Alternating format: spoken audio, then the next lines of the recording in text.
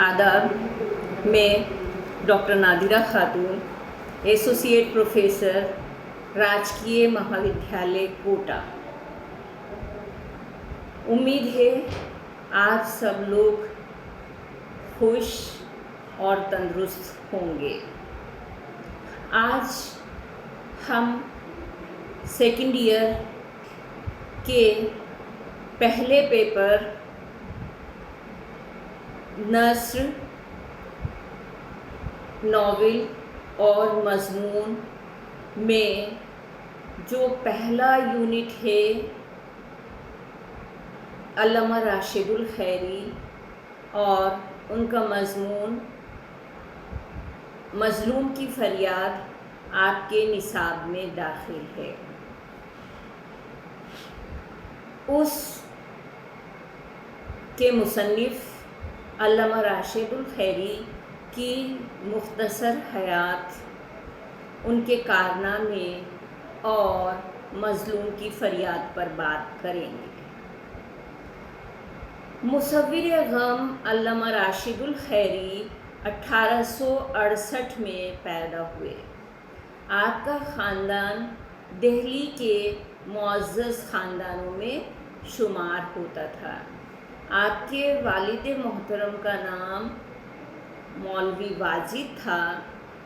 जब अल्लामा राशिदुल खैरी बहुत कम उम्र के थे, यानी सिर्फ 9 बरस के थे, तभी मौलाना वाजिद यानी उनके वालिद का इंतकाल हो गया।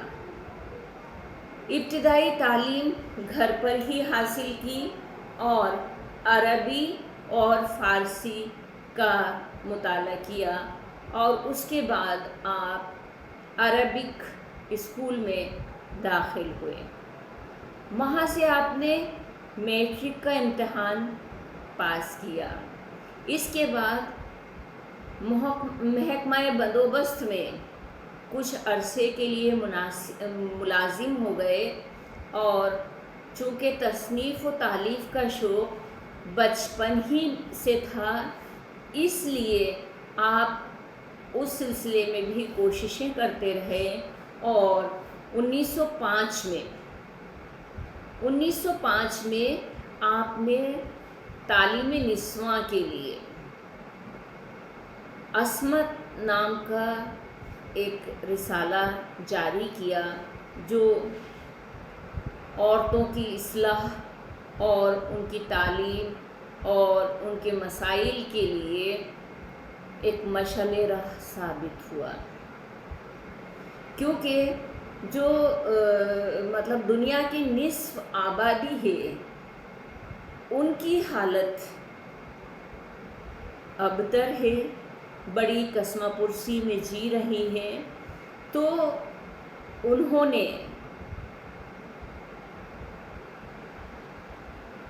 औरतों के लिए इस तरह की कोशिशें की। उन्हें हमेशा मुसलमान औरतों के और लड़कियों की तालीम व तरबियत और ख़वातीन की फ़लाह और बहबूद का हमेशा ख्याल रहता था। इस मकसद से उन्होंने 1922 में मुसलमान लड़कियों के लिए एक स्कूल तरबियत गाह के नाम से भी बनाई। तो आपको इस बात का बखूबी अंदाज़ा होगा कि मुसव्विर गम अल्लामा राशिदुल खैरी सिर्फ यूँ ही नहीं कहलाते हैं। उनका दिल एक दर्दमंद दिल था और औरतों की हालत ज़ार पर वो परेशान रहते थे। इसीलिए उन्होंने जितने भी अब तक की उनकी खिदमात हैं, और चाहे हम उनकी बाद की खिदमात देखें, वो तमाम तर औरतों के हवाले से हैं। मौलाना की इब्तिदाई तहरीर में अगर हम देखें तो मौलवी नज़ीर अहमद की झलक नज़र आती है और वो डिप्टी नज़ीर अहमद के तक़लीद करते हुए हमें नज़र आते हैं। आपकी तमाम तसानीफ़ तालीम निस्वां से मुताल्लिक़ हैं دراصل اسی دلچسپی نے ان کو مصنف بھی بنا دیا۔ اگرچہ وہ شاعر بھی تھے، ان کی شخصیت ہمہ جہت سی، زبان پر انہیں کامل دسترس حاصل تھی، اور انہوں نے جو اپنی تصانیف میں جس زبان کا استعمال کیا ہے وہ سیدھی سادی بامحاورہ اور ٹکسالی زبان ہے۔ روزمرہ کی زبان کا استعمال انہوں نے اپنی تحریروں میں کیا ہے۔ آپ کے قلم نے جو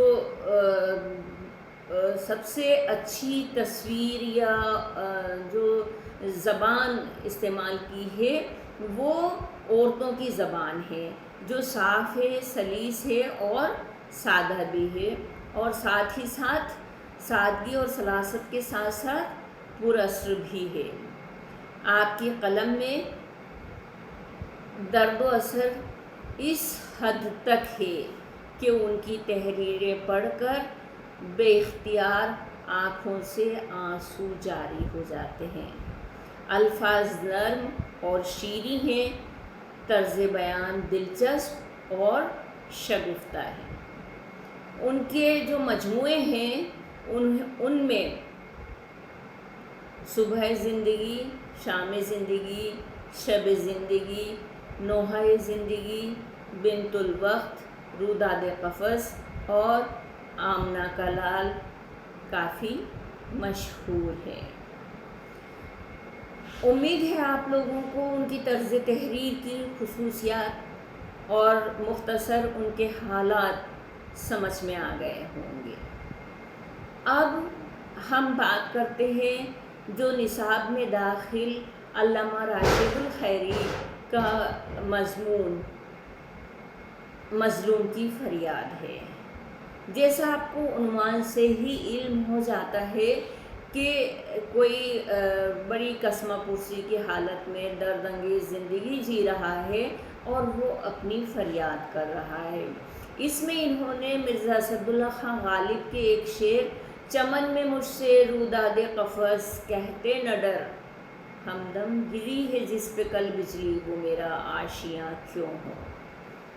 قفس میں مجھ سے روداد چمن کہتے نہ ڈر، ہمدم گری ہے جس پہ کل بجلی وہ میرا آشیاں کیوں ہو۔ یعنی اس میں انہوں نے اس کی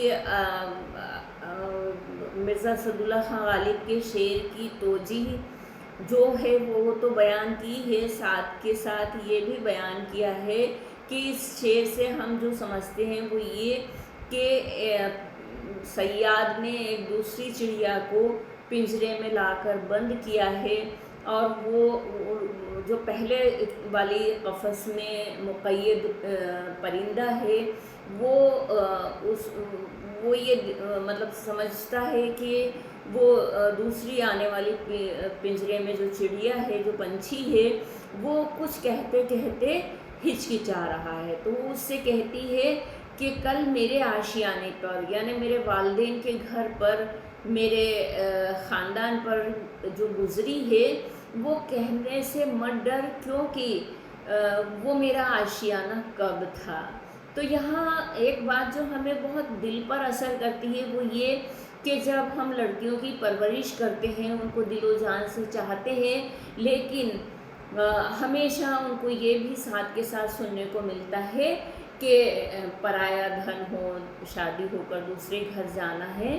تو یہاں انہوں نے ایک دوشیزہ کی جو حالت زار ہے اس کا بیان کیا ہے، اور اس کی جو مطلب دلی کیفیت ہے اس کو درد انگیز طریقے سے بیان کیا ہے۔ یہاں علامہ راشد الخیری اس چیز کو بھی واضح کرتے ہیں کہ جب ایک ننھے سے پودے کو جب دوسری جگہ منتقل کیا جاتا ہے تو زمین کو ہموار کیا جاتا ہے، لیکن ایک جیتا جاگتا جو مجسمہ ہے لڑکی کا، اسے ایک گھر سے دوسرے گھر جانے کے لیے کوئی اس کی نفسیات کو نہیں سمجھا جاتا ہے، اس کے اور نکاح کے 2 بول کے بعد والدین جو ہوتے ہیں وہ بالکل دور کھڑے نظر آتے ہیں، اور اس کو جس طرح سے نصیحت کی جاتی ہے وہ بھی یہ کہ اب وہی گھر تمہارا ہے اور تمہیں وہیں ہر حال میں گزر بسر کرنی ہے۔ تو جو ماں باپ اتنے لاڑ چوچلوں سے ایک بچی کی پرورش کرتے ہیں، وہ بیٹی کو ودا کرنے کے بعد کس طرح سے اس سے لا تعلق ہو جاتے ہیں، اور ان کی لا تعلقی کے سبب اس کے دل پر کیا بیتتی ہوگی۔